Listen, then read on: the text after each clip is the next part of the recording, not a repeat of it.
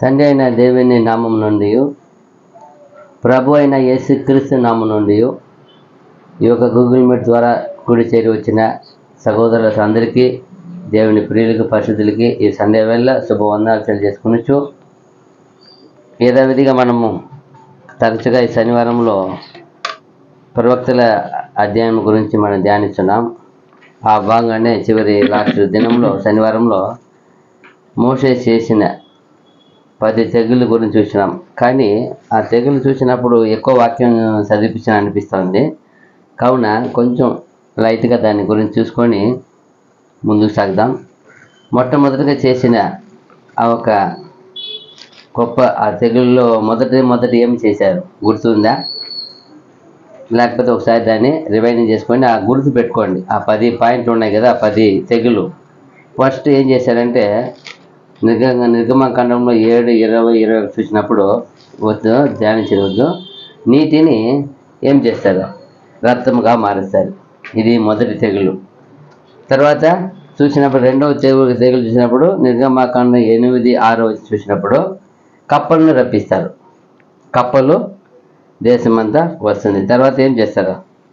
తర్వాత మూడవదిగా చూసినప్పుడు ఆయన ఇంకొక రెండవ చేసినప్పుడు వచ్చి వేడుకుంటారు.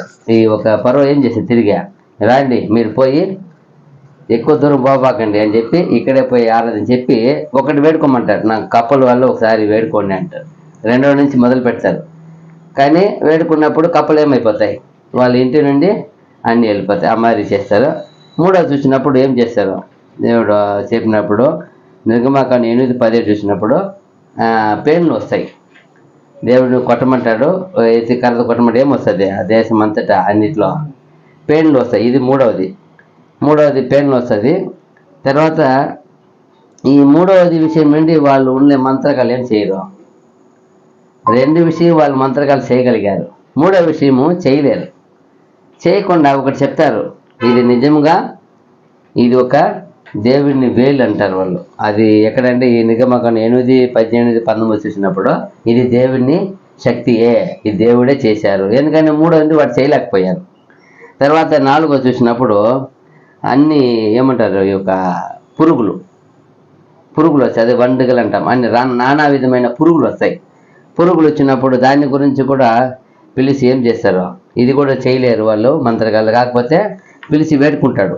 ఎవరు? పర్వ వేడుకుంటారు. 8, 20, 29 చూసినప్పుడు నిర్గమకాండంలో వేడుకున్నప్పుడు ఏమి వేడుకుంటారు? మోషే కూడా వేడుకున్నప్పుడు అలాగే జరుగుతాయి. ఇది 4. 5 చూసినప్పుడు ఇది ఒక తెగులు, అంతే, రోగము. ఎవరు? అన్ని పశువుల మీద అన్నిటి మీద ఏం వచ్చేస్తుంది? ఘోరమైన రోగం వస్తుంది, తెగులు. అది ఒక మరణకరమైనది అనుకోండి. దాన్ని ఏం చేస్తారు? అలాగే చనిపోతాయి. చనిపోయినప్పుడు ఆయన వేడుకుంటాడు. 9 ఏళ్ళు వేడుకున్నప్పుడు ఆ తెగులు కూడా ఆపివేయబడతాయి. తర్వాత 6 చూసినప్పుడు ఇది ఎవరి మీద వస్తుంది? ఇది మనుషుల మీద, జంతువుల మీద, అన్నిటి మీద వస్తాయి. ఏమిది?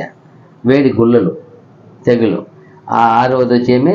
వేడి, అదే ఇప్పుడు మన ఎండాకాలంలో వస్తాయి కదా వేడి గుల్లలు పెద్దవి. అమ్మారి అందరి మీద వచ్చేస్తుంది. అందరి మీద వచ్చి నిలవలేకపోతున్నారు. అక్కడ ఎవరు? మంత్రగాళ్ళకు నిలవలే, ఆ మరి పరిస్థితి వస్తుంది. ఇది 6వది. ఇది ఎక్కడ చూడవచ్చు అంటే నిర్గమకాండం 9, 10, 11 చూడవచ్చు. తర్వాత 7వది చాలా ఘోరమైన తెగులు. ఇది దేవుడు ఒక హెచ్చరిక చేసి చెప్తారు, దయచేసి అందరూ వాళ్ళ జంతువులని వాళ్ళ మనుషుల్ని లోపల తీసుకువచ్చుకోండి. ఎందుకంటే ఇప్పటి వరకే ఈ ఐగుప్తు ఉత్పత్తి అయిన మొదలుకొని ఇంకమటి ఎన్నటి కూడా ఇలాంటిది జరగు అని చెప్పి హెచ్చరిక చెప్పి 7వది వడగళ్ళు, రాళ్ళు, ఏమయ్యా పెద్ద వాన కురుస్తుంది, రాళ్ళు కురుస్తుంది. వడగళ్ళు కురిచినప్పుడు తర్వాత ఆ రాళ్ళతో పాటు కింద అగ్ని కూడా వస్తుంది. చాలా ఘోరంగా వస్తుంది. ఇలా వచ్చినప్పుడు ఇది చాలా ఇంకొక ఏం చెప్తారంటే వాళ్ళకి ఇదంతా కూడా ఎక్కడ జరగదు? ఇజ్రాయేల్ తన ప్రజలకు జరగదు, అయితే వీళ్ళకి జరుగుతుంది. ఇది రాజు విచారించమంటాడు. అవును చూసినప్పుడు ఇంకా బాధ అనిపిస్తుంది. ఆ తెగులు అయినా ఒక్కొక్క తెగులు జరిగినా కూడా ఆయన హృదయం ఏమవుతుంది? కఠిన పరిస్థానే ఉంది. ఒక్కొక్క తెగులు వచ్చినప్పుడు భయం రావాలి కదా మనుషులకి. అయ్యో మనం ఏమైనా ఒకటి జరిగిపోతే కుటుంబంలో ఏం జరిగిందో, ఏమో బాధ చేసామో, ఏమో పొరపాటు చేసామో, దేవుడా అని మనం పోయి వేడుకుంటాం. అయితే ఈయన ఎన్ని జరిగినా కూడా ఏం చేయడు, ఆయన సైలెంట్గా ఉంటాడు. ఏమాత్రము కఠినపరచుకుంటూనే వింటూ ఉంటాడు. ఇది 7వది చూసినప్పుడు ఏమి, వడగళ్ళు వాన భయంకర. దీనిలో ఇంకొక విషయం ఏమంటే, కొందరు ఆ ఐగుప్తులో ఉన్న రాజుతో ఉన్న కొందరు సైనికులు కూడా, మంత్రులు కూడా దేవునికి భయభక్తి కలిగిన వాళ్ళు తన పశువుల్ని తన పని వాళ్ళు ఏం చేశారంట, లోపల నడిపించుకున్నారు, వాళ్ళు కాపాడబడ్డారు. ఒకరందరూ దేవుని లక్ష్య పెట్టిన వాళ్ళు ఏమైపోయినారు, నాశనమైన. అది కూడా చాలా ఘోరమైన తెగులు. 7వది చూసినప్పుడు ఇది మిడతలు. ఎంత ఘోరమంటే ఈ మిడతలు 8వ తెగులు. పచ్చిగా కనపడకుండా, భూమి కనపడలేదంట, నేల కనపడకుండా ఏం చేసిందంట, కురిసింది, ప్లస్ అన్ని తినేసిందంట. ఇది మిడతలు ఏం చేసింది, అన్నిటినీ పంట మొత్తం తినేసింది. అంటే ఏం చెప్తారో, వడగళ్ళు వల్ల ఏది మిగిలినాయో కురిపీయకుండా వాటిని ఇది తినేసిందంట. అంటే వడగళ్ళ నాశనమైంది ఎక్కువ, చాలా మరణాలు సంభవించున్నాయి. తర్వాత మిగిలిన వాటిని ఇవి తినివేసినాయి, ఆ పంటలు మొత్తం నాశనం. తర్వాత పిలిచి వేడుకుంటాడు. వేడుకొని అక్కడ ఒక మాట అంటారు పరో ఉన్న మంత్రులు, ఇప్పటికే ఐగుప్తు సర్వనాశనం అయిపోయింది, ఇంకా గ్రహించకుండా ఉంటావా, వాళ్ళని విడిచి పొమ్మని నువ్వు చెప్పు, వాళ్ళు మనకు ఉరి అయిపోయినారు చెప్తారు పరోకి. అయినా పరో ఏం చేయడా, అయినా కూడా లోపడడు. 8వది మిడతలు వచ్చినాయి. 9వది చూసినప్పుడు 3 దినములు ఏమైంది, కటిక చీకటి, ఏరు ఏం చేయదు, కనపడరు. అయితే అక్కడ దేవుని బిడ్డలు ఉండే కోసిన దేశంలో ఏముంది, అక్కడేం లేదు. ఈ దేశం మాత్రం 3 దినములు చీకటిగా ఉంటుంది. అయినా కూడా ఏం చేయలేదు. వేడుకుంటాడు పిలిచి, ఎవరిని, మోషేని పరో వేడుకుంటాడు. అలాగే జరుగుతుంది, కానీ మళ్ళీ కఠిన పడతాడు. చివరిగా ఏం చేస్తారు, తొలిచూరుని. ఇది చాలా వార్నింగ్ ఇచ్చి, ఎందుకంటే ఇది 9వది చూసినప్పుడు చెప్పినప్పుడు ఆయన, మీరు పోయి చేయండి ఆరాధన, కాకపోతే మీ పశువులు పిల్లలు ఇక్కడే ఉండాల, పురుషుల వరకు పోయి ఆరాధన చేయమంటాడు. అట్ట కాదు అని చెప్పినప్పుడు మోషేని ఆయన తలముని తరం కొట్టేసి ఒక వార్నింగ్ ఇస్తాడు. ఏమని, ఇంకొకసారి నువ్వు కానీ నా మొహం చూస్తే నీకేం సంభవిస్తుంది తెలుసా, మరణం సంభవిస్తుంది వార్నింగ్ ఇస్తాడు. ఇచ్చిన వార్నింగ్ ఎవరికి, ఆయనకి ఇస్తాడు, మోషేకి. దాన్ని జరిగింది ఎవరికి, పరో కుటుంబంలో పరో కుమారుడు ఏమైపోయినాడు, తొలిచూరు కుమారుడు. అప్పుడు చూడండి వ్యక్తి పిలిచి ఆయన వేడుకొని, దయచేసి మీరు ఏం అనుకున్నారో అన్నీ మీరు చేయండి, అట్లే చేయండి, నువ్వు పంపుతారు. పోవడానికి వీళ్ళు ఏం చేస్తారు, తొందర పెడతారంట. ఎవరు, ఐగుప్తులు తొందర పెడతారు. ఏమంటే అంత లోపల ఇంకా ఎన్ని మరణం సంభవిస్తారు. ఈసారి తొలిచూరులు ఎలాంటిది, మీ ఇంట్లో ఉన్న రాజు కుటుంబాలు కావచ్చు, మంత్రుల కుటుంబం కావచ్చు, సైన్యం కావచ్చు, ఊర్లో ఉండే ఎవరైనా సాధారణ వ్యక్తులు కావచ్చు, వాళ్ళ పశువులు కావచ్చు, ఏ జంతువులైనా సరే అన్నిట్లో తొలిచూరు ఏమైపోతాయి, చనిపోయినప్పుడు. ఆ ఐగుప్తులో శవం లేని ఇల్లే లేవంట. ఏం లేవని, మరణం లేని ఇల్లే లేవంట. అన్ని మరణం సంభవించినాయి, ఘోరమైన తెగులు. అప్పుడు ఐగుప్తు జనం ఏమైపోయింది, భయపడిపోయింది. అంత గొప్ప దేవుడు శక్తి ముందర ఇలా చేశారని. అయినా కూడా ఏం చేశారు, పంపివేస్తారు. సరేలా అలాగా మీరు వెళ్ళిపోండి అని. వెళ్ళిపోయి తర్వాత వాళ్ళు ఉదయం వెళ్ళారనుకోండి, బయలుదేరి సాయంకాలానికి ఏమవుతారు, మళ్ళా పరో 1 దినము 2 దినము రాయడు చూసినప్పుడు ఏమవుతాడు, పరో ఏమవుతాడో, మళ్ళా గర్వపడతాడు. ఏమరా ఇంత ఘోరమైన తెగులు వచ్చి ఐగుప్తే సర్వనాశనం చేసింది దేవుని శక్తి అని గ్రహించకుండా మళ్ళా గర్వపడి ఏం చేస్తారు. ఇది ఇప్పుడు 10 వరకు లాస్ట్ టైము చూసాం. మొదటిది రక్తము, 2వది కప్పలు, 3వది పేన్లు, 4వది పురుగులు, 5వది తెగులు, 6వది వేడి గుళ్ళలు, 6వది 7వది వడగళ్ళు, 8వది మిడతలు, 9వది కటికి చీకటి 3 దినము, 10వది తొలిచూర్లు. ఇన్ని జరిగి కూడా మరలా హృదయం ఏమవుతుంది, పరోకి మళ్ళా కఠిన పడతారు. ఫస్ట్ మళ్ళీ ఏం చెప్తారు, మోషే జనమును చూసి మీరు ఈ దినాన్ని మీరు జ్ఞాపకం చేసుకోండి, ఎందుకంటే ఎంత గొప్ప విడుదల కలిగించారో దేవుడు. అతడు చెప్తారు. నిర్గమకాండం 3:13 చూసినప్పుడు,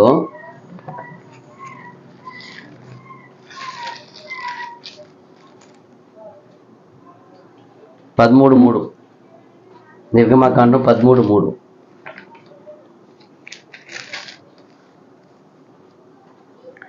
మోషే ప్రజలతో ఇట్లనెను, మీరు దాసగృహమైన ఐగుప్తు నుండి బయలుదేరి వచ్చిన దినమును జ్ఞాపకము చేసుకొనుడి. యెహోవా తన బాహుబలము చేత దానిలో నుండి మిమ్మును బయటికి రప్పించెను. చూసారా, పులిసినదేదియు తినవద్దు. ఇక్కడ ఒక చెప్తారు మోషే, మీరు మిమ్మల్ని విడిపించడానికి దేవదేవుడు చేసిన కార్యం ఎటువంటి తెలుసా? ఎలాంటి కార్యం తెలుసా? అది ఆ 10 తెగులు ఎంత గొప్ప కార్యం అది. అది ఇప్పటి వరకు ఎక్కడ ఏం చేయలేనిది, జరగలేని కార్యము. ఎవరి కోసం చేశారు? అది మీకోసం. అది చెప్తున్నాడు, మీకోసము. ఏమన్నారు అక్కడ? మోషే ప్రజలతో ఇట్లనెను, మీరు దాసగృహమైన ఐగుప్తు నుండి బయలుదేరి వచ్చిన దినమును జ్ఞాపకము చేసుకొనుడి. అదిదా, ఆ దినమును మీరు జ్ఞాపకం చేసుకోండి. ఎందుకో? యెహోవా తన బాహుబలము చేత దానిలో నుండి మిమ్మును బయటికి రప్పించును. అదిదా, తన బాహుబలము చేత. ఎందుకంటే 430 సంవత్సరం ఏమైనారు అక్కడ? బానిసలుగా ఉన్నారు. 3 తరములు, 3వ తరం ఇది. ఎన్ని మంది చనిపోయినారు. అయినను మిమ్మల్ని విడిపించాలని అక్కడ ఎంత మాత్రం రాజు ఏం చేయలే. ఒక్కొక్క తెగులు వెంబడి వచ్చినను, అంత దేశము నష్టం కలిగినను, అంత దేశ ప్రజలకు అంతా కూడా అది గొప్ప హాని కలిగినను, ఏం మాత్రం రాజు ఏం చేయలే. పంపడానికి వీళ్ళు పంపితే మళ్ళీ కూడా ఏమంటాడు? వాళ్ళని పంపితే మన ఊరికైనా మనకి ఎవరు పని చేశారు? ఏమంటారు? ఆ దేశం అంతటా పని చేసేది ఎవరు? అన్ని వెట్టి పని. ఏం పని అంటారు దాన్ని? కూలి పని, వెట్టి పని చేసేది ఎవరు? అంత ఇజ్రాయేలీలే. అయితే దేవుడి పిల్లలు ఎలా ఉండాలని దేవుడు చెప్తాడు. నా పిల్లలు ఎలా ఉండాలంటారు? మీరు తలగా ఉండాలంటారు. లీడర్స్. మన పిల్లలు ఎలా ఉండాలంటారు? ఆయన, నా పిల్లలు తలగా ఉంటారు, అయినా అక్కడ చేసే పని నా పిల్లలు తోకగా ఉన్నారు. వాళ్ళ కింద బానిసగా ఉన్నారు. బానిసగా కాకపోవడం మాత్రం కాక వెట్టి పని చేస్తున్నారు అక్కడ. అన్ని ఆ దేశంలో ఎంత చేయవలసిన అన్ని పనులు, రాజు గురగములన కానీ, మంత్రి గురగన కానీ, వాళ్ళ ఏ అధిపతి కుటుంబాన కానీ వీళ్ళిపోయి సాకర్చేయాలి. ఎంత ఘోర పని కదా. ఆ దేశంలో కట్టవలసిన కట్టడం కానీ అన్ని పని వాళ్ళ దగ్గర చేపించండి. వాళ్ళ కోసం చేపించడానికి అనేకలు ఎవరు ఉన్నారు? అధికారులు పెట్టారు, నియమించారు, స్పెషల్గా నియమించారు. వాళ్ళని ఫ్రీగా వదలపాకండి, వారు ఆలోచించపాకండి. మీరు వాళ్ళని వెట్టిపడి చేపడానికి జాగ్రత్తగా చేయండి. ఫస్ట్లంతా చేయడానికి అన్ని ఇచ్చేవాళ్ళు, అన్ని వస్తువులు చేయేవాళ్ళు. లాస్ట్లో ఏమైపోయింది? అదంతా మీరే సంపాదించి మీరే చేయాలా. ఇది ఎంత కష్టమైన పని. అయితే మునుపటి ఎలా చేసి అలాగే చేయాలంటారు. అప్పుడంతా అన్ని ఇచ్చారు. ఏమి వస్తువు కావాలి? ఇప్పుడు ఇటుక రాయి తయారు చేయాలంటే ఇటుక రాయి కావాలి, మట్టి ఇస్తారు, ఆ గడ్డి ఇస్తారు, ఆ నీరు ఇస్తారు, అన్ని ఇస్తారు. ఇప్పుడు ఏమి ఇయ్యరంట. మీరే అన్ని సంపాదించుకోరా అంటారు. అన్ని మీరే తెచ్చుకొని మీరే చేయండి అంటారు. అది ఎంత కఠినమైన పని.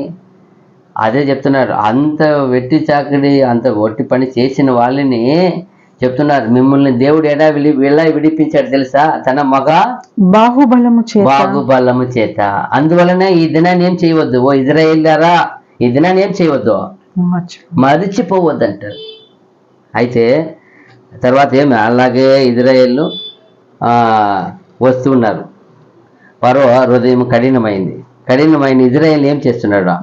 వెంటనే చూడండి, ఒక 10 విధమైన తెగులు జరిగినాయి. ఎలా జరిగింది అది? 10 విధమైన తెగులు జరిగి అంత ప్రాణ నష్టం. లాస్ట్ రేట్ ఎంత మరణము, ప్రతి ఇంటిలో మరణం అంట.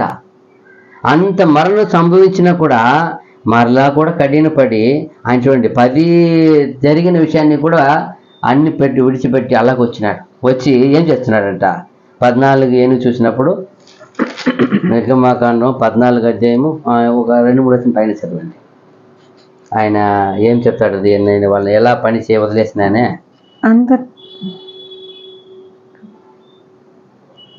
ప్రజలు పారిపోయినట్టు ఐగుప్తు రాజునకు తెలుపబడినప్పుడు ఫరో హృదయమును అతని సేవకుల హృదయమును ప్రజలకు విరోధముగా త్రిప్పబడి మనమెందుకు ఇలాగూ చేసితిమి, మన సేనలో నుండకుండా మన సేవలో నుండకుండా ఇశ్రాయేలీయులను ఎందుకు పోనిచ్చితిమి అని చెప్పుకొనిరి. చూడండి 5వ వచనం నుండి నిర్గమాకాండ 14:5 నుండి మనకు వాళ్ళకి ఎలా చేసేవాళ్ళు వాళ్ళు మన సేవలో ఉండకుండా మన పని చేయకుండా మనకి ఎందుకు వదిలేసానప్పా, ఎంత ఫీల్ అవుతాడు చూడండి. ఏమి గర్వపడి ఫీల్ అయ్యి అంతటా అతడు తన రథమును సిద్ధపరచుకొని తన జనమును తనతో కూడా తీసుకుని పోయెను. మరియు అతడు శ్రేష్టమైన 600 రథములను ఐగుప్తు రథములనన్నిటినీ వాటిలో ప్రతి దాని మీద అధిపతులను తోడుకొని పోయెను. చూడండి లెక్క చెప్పినది చూడండి, 600 శ్రేష్టమైన రథములు. ఒక్కొక్క రథములో ఎవరు ఉంటారంట, అధిపతులు పెట్టేసినాడు. అప్పుడు 600 రథానికి 600 అధిపతి ఉంటారు చూడండి. మళ్ళా నడిపే ఒక సారథి ఉంటాడు. ఎన్ని అయినారు, ఎంత ఘోరం చూడండి. సింపుల్ గా ఆల్రెడీ ఎక్కువ ఉంటారు అనుకోండి, ఇంకా బాణాలు వేసేవాడు ఒకడు, బాణం వేసుకునేవాడు ఒకడు, ఇలా ఉంటారు. అయితే మనం యావరేజ్గా నడిపేవాడు సారథి ఒకడు, అధిపతి ఒకడు అంటే కూడా 2 అయిపోయా. 600 రథము. 600 రథానికి ఎన్ని గుర్రాలు ఉంటాయి? రథం అంటే ఒక్కొక్కటికి 4 ఉంటాయి. ఆ కలములో 4 గుర్రాలు ఉంటాయి కదా. రథం అంటే పెద్దది కదా. 4 గుర్రాలు ఉంటాయి. 600 శ్రేష్టమైన రథములంట. శ్రేష్టమైన వాటి ఎత్తుకుని ఇంకా కూడా వెతుకున్నాడంట కొన్ని. అది లిస్ట్ రాయిలా. అదేం రాశారు మళ్ళీ చదవండి. అదే అతడు శ్రేష్టమైన 600 రథములను ఫస్ట్ చూడండి. శ్రేష్టమైన 600 రథముల ఐగుప్తు రథములన్నిటినీ మళ్ళా రథములన్నిటినీ వాటిలో ప్రతి దాని మీద అధిపతులను చూడండి, ప్రతి దాని మీద అధిపతులను తోడుకొని పోయాను. దాని ముందుకు ఏం చెప్తాడు, ఐగుప్తులో ఉన్న రథములన్నిటినీ అది వేరు చెప్తాడు. రథములన్నీ వచ్చింది, శ్రేష్టమైన రథములు 600 ఎత్తుకున్నాడు. అది కాకుండా ఇంకెన్నో అది ఎక్స్ట్రా ఎత్తుకునేది ఎన్నో చెప్పలా. ఎత్తుకొని గర్వపడి వెళ్తున్నాడు. ఏమని, అయ్యో మనకు పని చేసే వాళ్ళని వదిలేసినామే, మన పని మనకి ఎవరు చేస్తారు ఇప్పుడు. మళ్ళా యెహోవా ఐగుప్తు రాజైన ఫరో హృదయమును కఠినపరపగా అతడు ఇశ్రాయేలీయులను తరిమెను. అట్లా ఇశ్రాయేలీయులు బలిమి చేత బయలు వెళ్ళుచుండిరి. చూసారా, ఈయన తరుముతున్నాడు వెనకాలనే. కడిగిన బంగామప్ప. ఇప్పుడు ఒక మనిషికి అంటారు, మనిషికి ఒక ఏటు, మనిషికి ఒక మాట, గొడ్డుకు ఒక ఏటు అంటారు. ఈ మనిషి ఏ లిస్టులో పెట్టాలా? ఎన్నిసార్లు దెబ్బతిన్నాడు, ఎన్నిసార్లు హెచ్చరిపడ్డాడు, ఎన్ని వేదన. 1, 2 కాదు, 10 తెగుళ్ళు.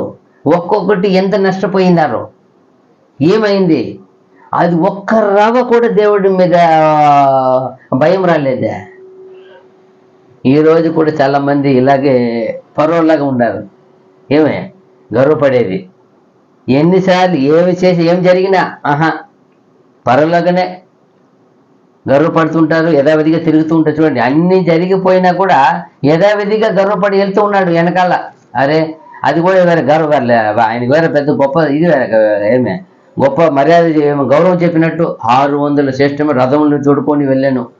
ఆయన ఏమైనా గొర్రెలా వెళ్ళి ఇజ్రాయేల్ జనం ఏమనుకున్నాడు? ఆయన ఏమనుకోండి అంటాడు, పోయి గొర్రెలాగా తిరుక్కొని వచ్చేస్తాను అనుకున్నాడేమో. అయితే ఆయనతో ఆ ఇజ్రాయేల్ సైన్యం ఎదుట ఎవరు వెళ్తున్నారు? ముందు ఆయనకు ఎవరు ఉన్నారు? దేవదేవుడు ఉన్నాడు.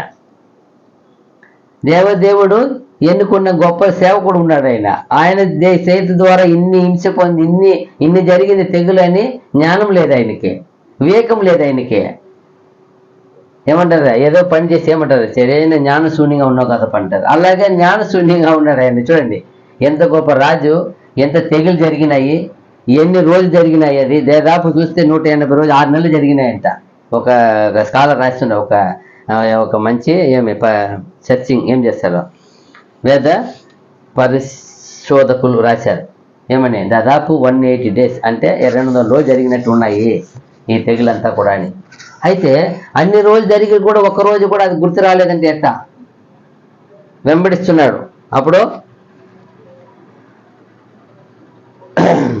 అయితే ఈ ఈ యొక్క 10 తెగుల్ని విన్నాడు. ఫస్ట్ ఏం చేశాడు ఫరో? 10 తెగుల్ని విన్నాడు. ఫస్ట్ ఏం చేస్తాడు మోషే? పోయే పలానా చేయిపోతాను చెప్తాడు.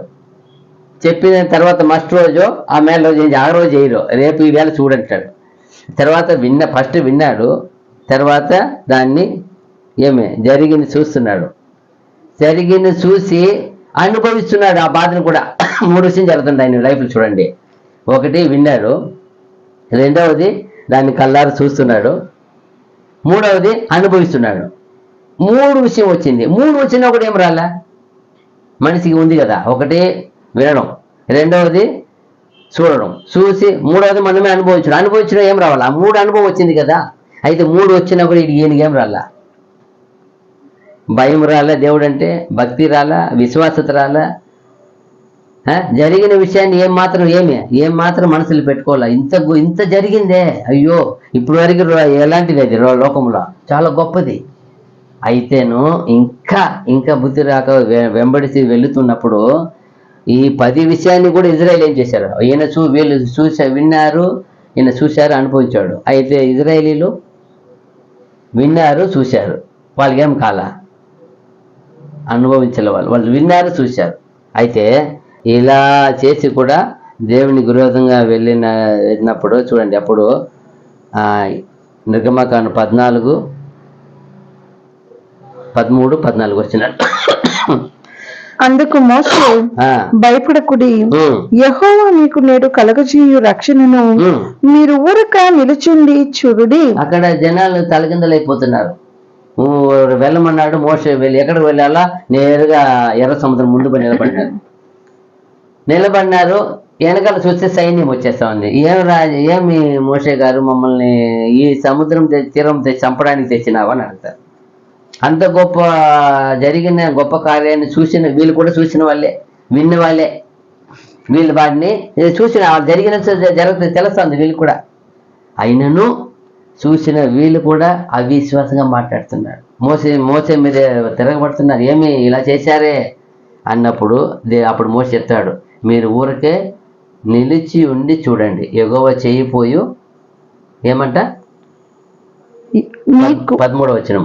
అందుకు మోషే భయపడకుడి, యెహోవా మీకు నేడు కలుగచేయ రక్షణను మీరు ఊరికే నిలిచి ఉండి చూడండి. ఊరికే నిలిచి ఎందుకు మీరు అవిశ్వాసం సందేహపడతారు? ఎందుకు భయపడతారు? ఏం వెనకాల సైన్యం వచ్చేసిందన్నా? దానికంటే గొప్ప సైన్యం ఎక్కడ ఉంది?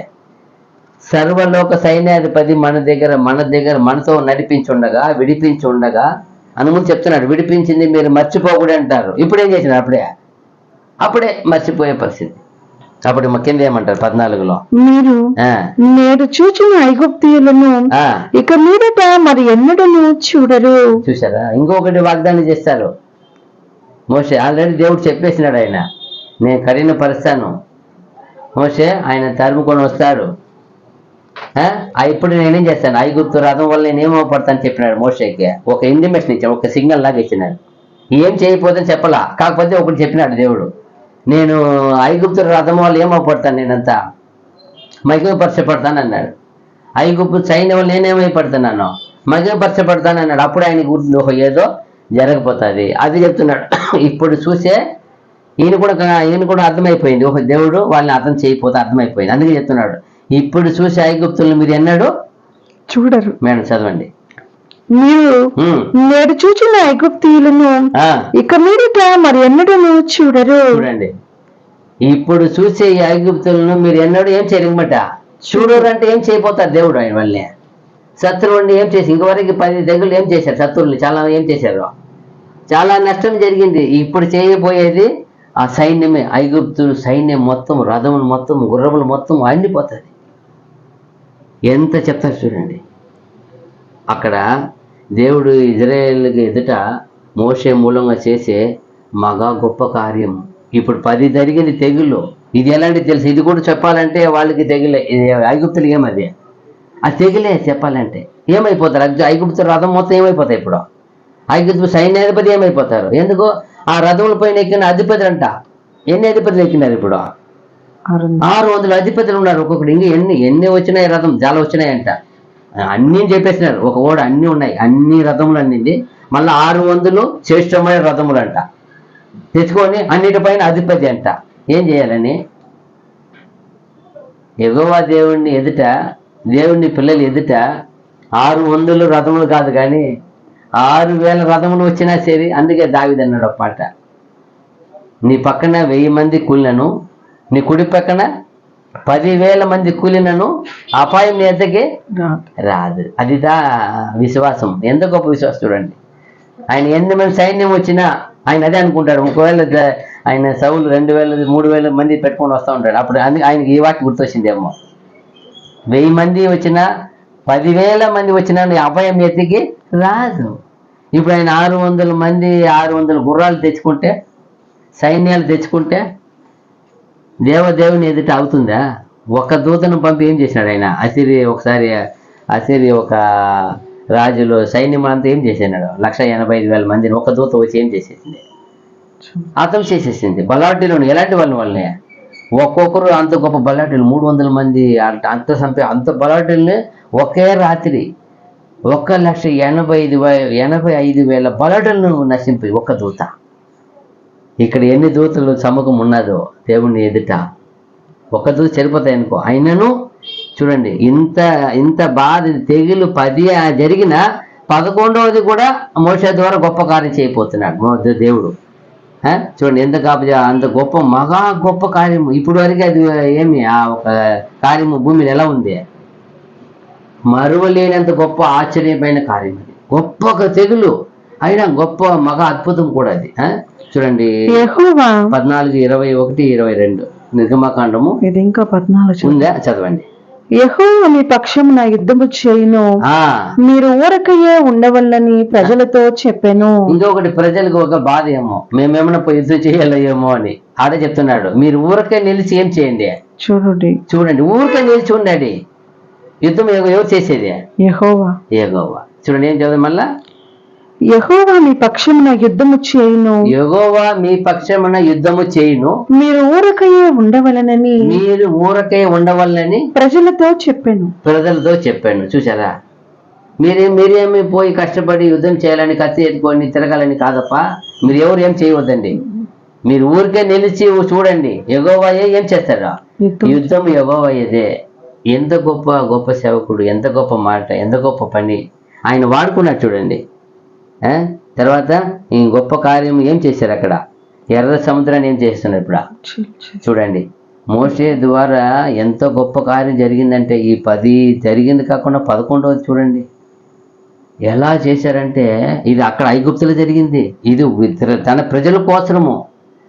అయితే 2 విషయం పెట్టారు అక్కడ. తన ప్రజలు రక్షింపబడాలా, తరుముకొని వచ్చిన ఐగుప్తులు ఏం చేసేపడాలా, అర్థం చేయాలి. 2 విషయం ఇక్కడ జరుగుతుంది. ఆయన ఇప్పుడు దేవుడు వాళ్ళ కొరకు ఏర్పాటు చేసిన మార్గంలో మనం వెళ్తామే, మనం ఇరుక్కోపోతామని ఒక జ్ఞానం కూడా లేదా?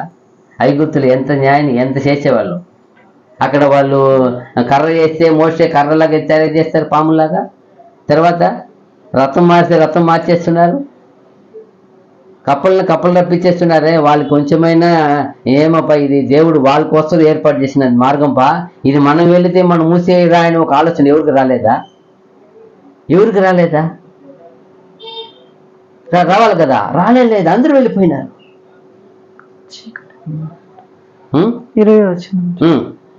అది ఐగుప్తీయుల సేనకు ఇజ్రాయేలీయుల సేనకు అదే దూత ముందుగా నడుస్తుంది. ఇంకా అది చేయలేదు. 14, 21 చదివా నిర్గమకాండము 14, 21, 22. మోషే సముద్రం దానిపైన ఉన్నది, చీకటి కమ్మేది. చదవండి మళ్ళీ చదువుతాం.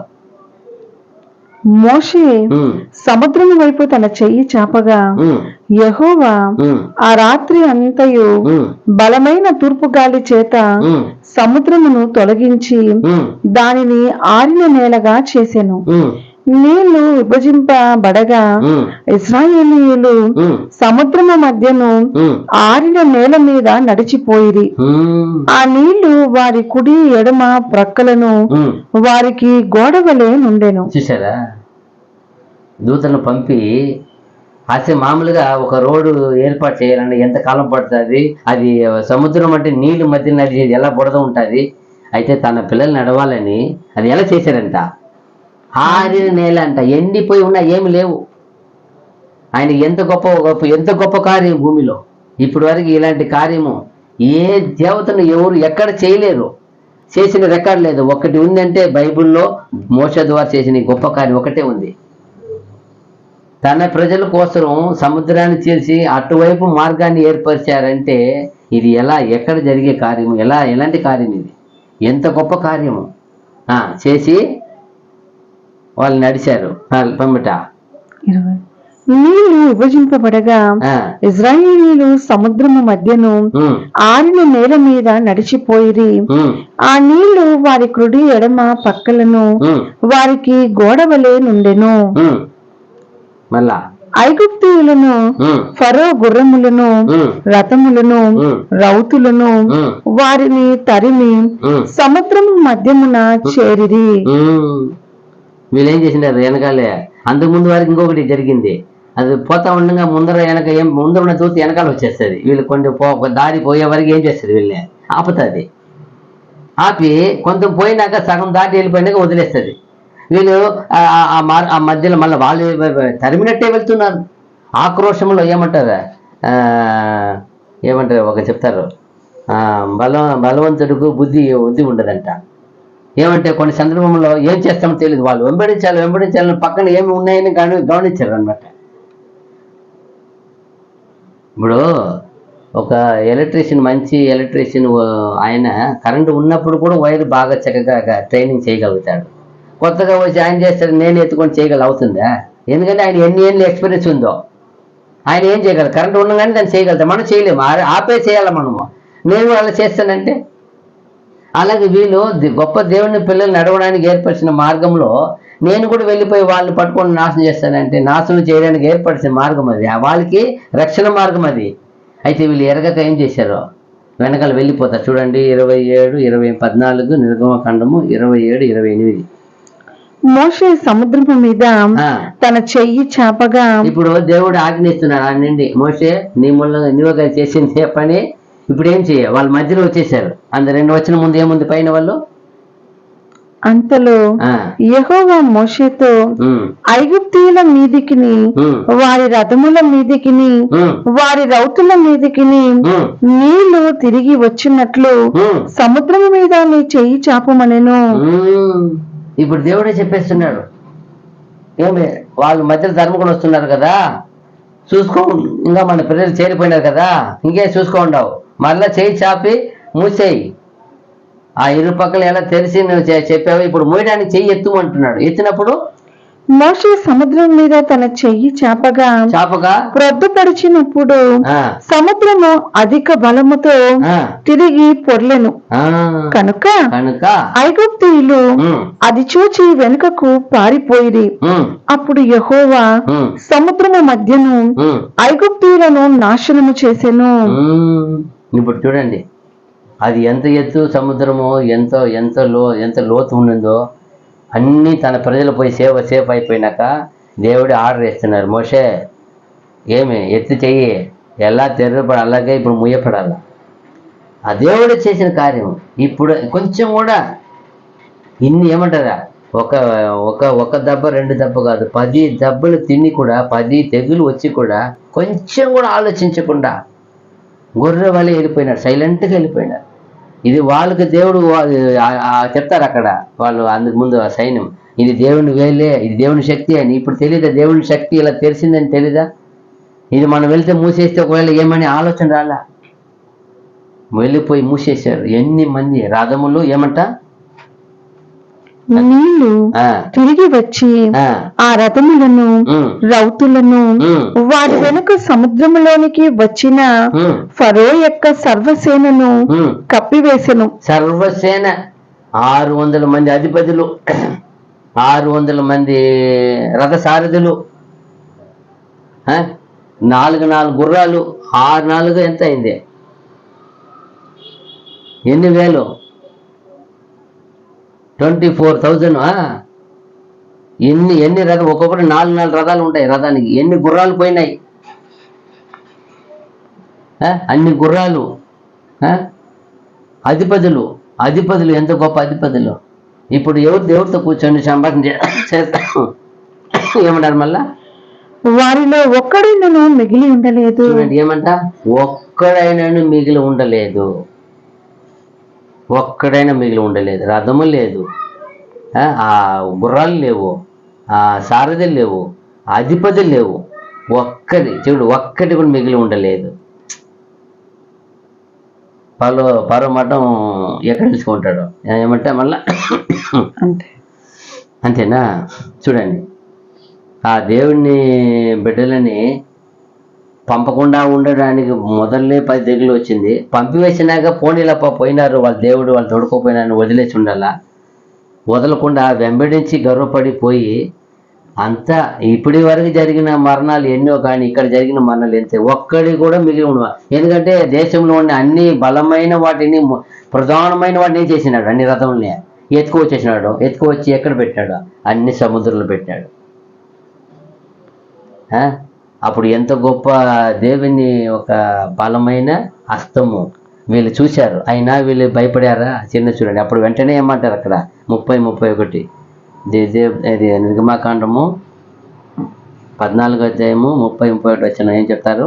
ఆ దినమున యెహోవా ఐగుప్తీయుల చేతిలో నుండి ఇశ్రాయేలీయులను రక్షించును. ఇశ్రాయేలీయులు చచ్చిన ఐగుప్తీయులను సముద్ర తీరమున చూచిరి. యెహోవా ఐగుప్తీయులకు చేసిన గొప్ప కార్యమును ఇశ్రాయేలీయులు చూచిరి గనుక ఆ ప్రజలు యెహోవాకు భయపడి యెహోవా యందును ఆయన సేవకుడైన మోషే యందును నమ్మికముంచిరి. చూసారా? ఇప్పుడు వాళ్ళు చూశారు, మనల్ని తరుముకొని వచ్చినారు. ఆ సముద్రం దారిలోనే మనం నడిచాం. ఒకవేళ మనం నడిచినప్పుడు ఇలా మునిగిపోయింటే మన పరిస్థితి ఏమి, మన బ్రతికేమి? అయ్యో, మనం దాటి వచ్చినాక శత్రు సైన్యం వచ్చింది వెనకాల. శత్రు సైన్యాన్ని ముంచివేసి వాళ్ళు చూసినప్పుడు, ఉదయం రాత్రి అంతా జరిగింది ఈ మ్యాటర్. రాత్రి అంతా సాయంకాలం వచ్చి నిలబడతాడు, సాయంకాలం నుండి రాత్రి అంతా జరుగుతుంది ఈ మ్యాటర్. ఉదయమున పొద్దు వచ్చినప్పుడు వాళ్ళు మునిగి అయిపోయింది. సూర్యం ఉదయించినప్పుడు అన్నీ తేలిపోయి సవాళ్ళు కనపడతాయి. ఇప్పుడు ఎలా ఉంటుంది? ఈ మార్గంలో కదా మనం వచ్చినాము. మనం వచ్చిన మార్గం ఈరోజు ఇన్ని వేల మంది, అన్ని వేల రథాలు మునిగిపోయినాయే. ఎంత ఎంత ఎంత ఎంత బాధ! అయ్యో, ఎంత భయము! అదే అంటారు, భయపడి ఇప్పుడు భయపడారంట. అక్కడ చూసి 10 తెగులు జరిగింది, అది చూసి భయం లేదా, విశ్వాసం లేదా? దేవుని పిల్లలకి ఎప్పుడంతే, ఆ రోజు కాదు, ఈ రోజు కూడా అలాగే ఉన్నారు. ఏమైనా జరిగిందే భయపడతారు. తర్వాత ఇక్కడ మోషేకి ఏమంట, దేవునికి మోషేకి ఏం చేశారంట? భయపడారంట. తర్వాత ఫస్ట్ వచనంలో ఏం చేస్తారంట? దేవుణ్ణి సంతోషపెట్టి పాట పాడతారు. తర్వాత వెంటనే ఏమైపోతారు? జస్ట్ ఒక నెల నడిపించిన, 1 నెల 2 నెలలు లేదు భయం వాళ్ళ దగ్గర. 3వ నెల, 2 నెలలకు తిరగబడుతున్నారు. ఇదంతా మనకి ఎందుకు పాఠం ఇచ్చినారంటే, మనం జాగ్రత్త. ఎన్ని తెగులు జరిగింది వాళ్ళు చూసినారు కాదు, మనం చూస్తున్నాం. ఇప్పుడు ఆ జనము లేదు, ఈ రాజు లేదు, ఎవరు లేరు, మోసే లేదు, ఎవరు లేదు. ఇప్పుడు నువ్వు నేను ఉన్నాం, మనం చూస్తున్నాం. ఇది సాక్ష్యంగా ఇవ్వబడింది, ఇది మనకేమి ఇవ్వబడింది? సాక్ష్యార్థంగా ఇవ్వబడింది. మనం కూడా తిరగబడుతున్నాం. అందుకే అంటారు చోట్ల, మీరు అలాగా చేయకూడి, మీరు అలాగా విశ్వాసఘాతులు కాకూడి. ఎందుకు చెప్తారు? ఇది మనకు సాక్షి పాఠాలు ఇచ్చే పాఠము పెట్టి ఉన్నారు. మునుపు జరుగుతున్నంత మనకేమీ ఉన్నది? బోధ కళ్ళుగుట్టకై. ఇది బోధ. మోషేకి జరిగింది, వాళ్ళకి ఫరోకి జరిగింది, ఐగుప్తులో రథముకు జరిగింది, ఐగుప్తు జనాంగానికి ఇజ్రాయేల్కి జరిగింది కాదు, మనకి పాఠము. ఇది మనకు హెచ్చరిక. చూడండి ఎంత బాగుంది. చూడండి వాళ్ళు ఏం చేశారు? 15:1 నిర్గమాకాండం 15:1 ఏం చెప్తున్నారు? అప్పుడు మోషేయు ఇశ్రాయేలీయులను యెహోవాను గూర్చి కీర్తన పాడిరి. ఏమే చేసిన గొప్ప కార్యము! అయ్యో, ఇంత గొప్ప రక్షణ మాకు మార్గం లేనప్పుడు మార్గం తెరిచినవే దేవా. ఎటువైపు మార్గం లేదు, తిక్కలు నిలబడిపోయినారు, మాకు రకంగా అయిపోయినారు. తిరగబడుతున్నారు. ఏమి మమ్మల్ని ఇక్కడ తెచ్చి చంపడానికి తెచ్చినావా అని. ఎందుకు అలా? మా ఊరికే ఉండండి. యెహోవా చేసే కార్యములు చూడండి, ఆయన చేయబోయే రక్షణ చూడండి. అని రక్షణ పొందినాక ఆ రక్షణ గురించి కొనియాడతారు. ఏమంటారు? దేవుడు ఏం చేశారంట? యెహోవాను గురించి గానము చేసేదను, ఆయన మిగ్గులు అతిశయించి జయించెను. గుర్రమును దాని రౌతును ఆయన సముద్రములో పడద్రోసెను. గుర్రమును రౌతును సముద్రంలో పడదోసెను. యెహోవాయే నా బలము, నా గానము. అదిదా, యెహోవాయే నా బలము, నా గానము. ఆయన నాకు రక్షణయు ఆయను. చూడండి, నాకు రక్షణ ఆయన, బలము, గానము, రక్షణ ఆయన. ఆయన దేవుడు, ఆయనను వర్ణించెదను. ఆయన నా పితరుల దేవుడు, ఆయన మహిమను తెంచెదను. ఆయన చేసిన కార్యం గురించి వాళ్ళు సంతోషంగా కృతజ్ఞతార్పణలు చెప్పినట్టు ఉంది. చాలా సంతోషము, మంచిది. భయపడారంట దేవునికి. ఇప్పుడు భయపడి గానం చేస్తున్నారు, పాట పాడుతున్నారు, కృతజ్ఞత చెల్లుకు. ఆయనే నాకు జ్ఞానము, బలము, గానము, ఆయనే నాకు రక్షకుడు అండి చెప్పి అలాగే ప్రయాణపడుతూ వస్తూ ఉంటారు. ఆ రక్షణ గురించి చాలా కృతజ్ఞత చెల్లించారు. అయితే కొంతకాలమే వెంటనే ఏం చేస్తారు కదా, మగిమపరిచారు ప్రయాణం. వెంటనే కొన్ని ప్రాంతం వచ్చినప్పుడు నీళ్లకు ఏమైపోయింది? కరువు అయిపోయినాయి, నీళ్ళు దొరకల. ఇంత గొప్ప కార్యం చేసిన, సముద్రాన్ని చీల్చిన దేవుడు, అన్ని మంది సైన్యముని అర్థం చేసిన దేవుడు, నీళ్ళు అడిగితే అయ్యా నీళ్ళు లేవు, మమ్మల్ని దేవుడు నువ్వు వేడుకోండి, ప్రార్థన చేయండి అని చెప్పుకుంటే ఎంత బాగుండే కదా. అన్నిల వల్లే ఆ వ్యవహారం చేసి అప్పుడే చాలా బాధ. చూడండి, అక్కడ 15 అయితే 1 మగింపరిచారు. 22, 23 వచ్చిన ఏం చెప్తా చూడండి. మారా నీళ్లు 22 చదవండి. ఎప్పుడైనా మోషే ఎర్ర సముద్రం నుండి జనులను సాగ చేయగా వారు షూరు అరణ్యములోనికి వెళ్లి దానిలో 3 దినములు నడిచిరి. అంతే. అచ్చట వారికి నీళ్లు దొరకలేదు. అంతలో వారు మారాకు చేరిరి. మారా నీళ్లు చేదినవి గనుక వారు ఆ నీళ్లు త్రాగలేకపోయిరి. అందువలన దానికి మారా అను పేరు కలిగెను. ప్రజలు మేమేమి త్రాగుదామని మోషే మీద సనుగు కొనగా, అంతే. ఎంతసేపు అయింది? 1వ వచనములో 15:1 దేవుణ్ణి పొగడినారు, ఆరాధించారు, థ్యాంక్స్ అని కృతజ్ఞత చెల్లించారు. మీరే నా బలము, మీరే నా గానము, నీవే నాకు రక్షకుడు అన్ని చెప్పారు. అయితే ఆ 22 వచనం వచ్చే కొందకి నీళ్ళు లేని వాళ్ళు వందన ఏం చేయాలా? ఏదో ఒక విషయం లేదు మనకి, ఏం చేయాలా? దేవుణ్ణి వేడుకోవాలా. వేడుకోమని సేవకుడిగా మనవి చేయాలా, రిక్వెస్ట్ చేయాలా. ఏమి విధేయమైనట్టుగా ఆయన్ని వేడుకోవాలా. అయ్యా స్వామి, నువ్వే మాకు సర్వముగా దేవుడు పెట్టారు, ఒకవేళ నీళ్ళు లేకుండా ఉన్నాం, ఒక ప్రార్థన చేయకూడదా మాకోసం అంటే ఎంత హ్యాపీగా చేసేవాడు మోసే. అక్కడ వెంటనే సనుగుడు గొణుగుడు వచ్చేసినాయి. ఏం అడుగుతున్నారు? మేము ఎక్కడికి? ప్రజలు మేమేమి త్రాగుదామని మోషే మీద సనుకొనగా అతడు యెహోవాకు మొరపెట్టెను. అంతటా యెహోవా అతనికి ఒక చెట్టును చూపెను. అది ఆ నీళ్ళల్లో వేసిన తరువాత నీళ్లు మధురములాయను. ఇదే కదా జరిగిపోయింది. ముందు కూడా ప్రార్థన చేసి ఏం చేయపోతారు? ఇప్పుడు పోయి ఆయన బాధపడి ఏడ్చి చేశాడో, ఎంత దుఃఖపడారో తెలియదు. అయితే ఆయన మీద సనుగు వచ్చింది. ఇప్పుడు ఆయన మీద వస్తే ఏమే, దేవుని మీద వస్తే రెండు ఒకటే కదా. ఈయన దేవుని సేవకుడు తెలుసు కదా. ఈయన బాధ పెడితే ఎవరు కాదు బాధ వెళ్తుంది. ఈయన మీద విశ్వాసం లేకపోతే ఎవరి మీద లేనట్టు వస్తుంది, ఆయన మీద లేనట్టు వచ్చేస్తుంది. ఇప్పుడు ఈ సనుకున్నారు నీళ్ళకే.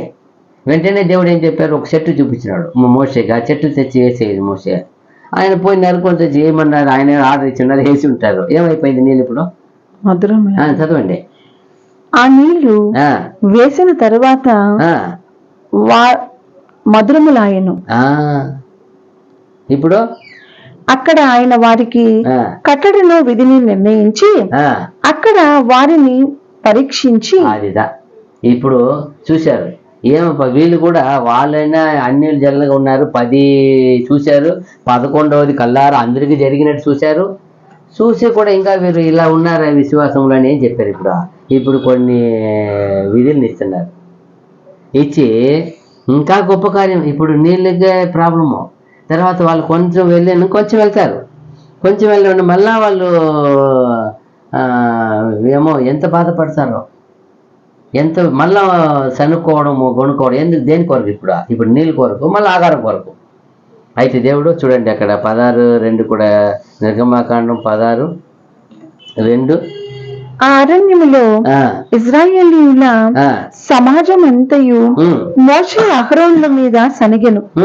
ఇశ్రాయేలీయులు మేము మాంసము వండుకును కుండల యొద్ద కూర్చుండి తృప్తిగా ఆహారము తిన్నప్పుడు యెహోవా చేతి వలన ఎలా చావకపోతిమి? ఈ సర్వ సమాజమును ఆకలి చేత చంపుటకు ఈ అరణ్యములోనికి మమ్మను అక్కడి నుండి తోడుకొని వచ్చితిరని వారితో ననగా. చూడండి మళ్ళా మోషే మీద తిరిగి ఏమంటారు, సనుక్కుంటారు. మళ్ళా సనుగు గొనుగులు, ఏమి మాకు ఇక్కడ ఏమి కావాలి? ఎల్కేజీ పిల్లలు మరి అంత గొప్ప మహా అద్భుతములను మహా కార్యములను కళ్ళారు చూసి, అంతా విడిపించి రక్షించి మార్గము చేసి సముద్రాన్ని చేసి నడిపించిన దేవుణ్ణి అడిగే పద్ధతి తెల్ల వీళ్ళకి. అంత విశ్వాసత కోల్పోతున్నారు. ఇప్పుడు ఏమి పెద్ద బరువు ఏమి అక్కడ మరి శ్రమ పడ, అక్కడ ఏమి వాళ్ళకి 3 పూట అని వడ్డించాలి. అక్కడ పడి ఏడుపు, వీళ్ళు హింస తట్టుకోలేక దేవుడు విడిపించారు. అయితే ఇక్కడ గొప్పగా చెప్పడం, మేము ఐగుప్తులు ఏం చేసాము, ఎక్కడ ఉన్నారంటే వాళ్ళు మాంసపు కుండ ఎదుట పెట్టినట్టు వీళ్ళ కోసమే ఏర్పాటు చేసి చెప్తున్నారు. అక్కడ వీళ్ళ పరిస్థితి ఎలా ఉంది అని చూశారు ఆయన చూడకుండాలే. కొందరు ఇలాగనే ఏమంటారు, అక్కడ ఎంత కష్టపడారో తెలియదు, ఇక్కడ వచ్చి దేవుడు బాగా వచ్చినప్పుడు మేము ఎంతెంతో కష్టపడాం. ఇలాగ ఈరోజు చెప్పేవాళ్ళు ఉన్నారు, ఆ రోజు కూడా అలాగే ఉన్నారు. వాళ్ళు పడిన పాట, నేను వాళ్ళ కష్టంలో చూసే వాళ్ళని విడిపించి దిగినానని దేవుడు చెప్తాడు, వాళ్ళ బానిసత్వం చూసే దిగినని చెప్తారు. వీళ్ళు చెప్పేది చూడండి, అక్కడేమో మాకు ఎప్పుడు ఎంత సమృద్ధిగా ఉన్నట్టు చెప్తారు. అయినా దేవుడిని ఎంత ప్రేమతో అడిగేది పెట్టేవాడు కదా, వేడుకుంటే ఇచ్చేవాడు కదా. చూడండి అక్కడ కూడా వాళ్ళ కొరకు మొట్టమొదటిగా ఏం కురిపిస్తారు, ఇప్పుడు మన్నాను కురిపిస్తారు ఈయనకి. వీళ్ళ కొరకు చూడండి, వీళ్ళు ఆహారం కొరకు శ్రమ పడుతున్నారు. ఇంకా చేరవలసిన 40 సంవత్సరం ఉంది కదా, ఇంకా ఉంది కదా. మన్నాను దేవుడు కురిపిస్తాడు, ఎంతో గొప్ప విషయం కదా. వీళ్ళు ఎంత చేసినా కూడా ఆయన చూడండి మళ్ళా ఏమి దేవదూతులు భుజించే ఆహారంని మోషే ద్వారా ప్రాణం అంతా కావాలని చూడండి. 24:18 నిర్గమకాండము 24:18.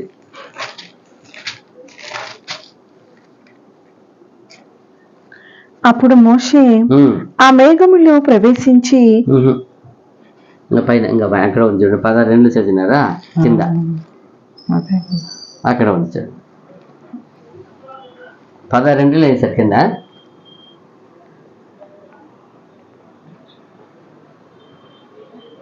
రెండు కింద ఉంది కదమ్మా.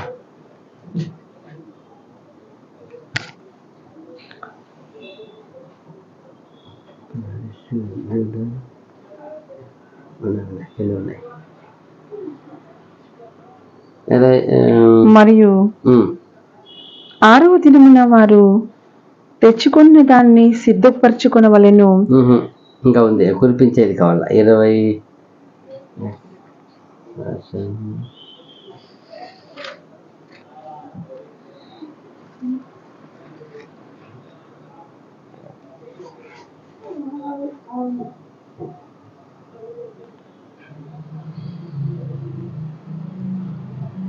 చూడ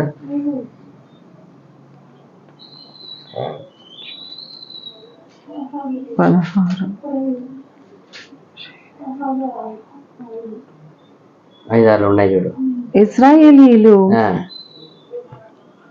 దాని ఎక్కడ చెప్పు కరెక్ట్గా నాకు చెప్పాలి.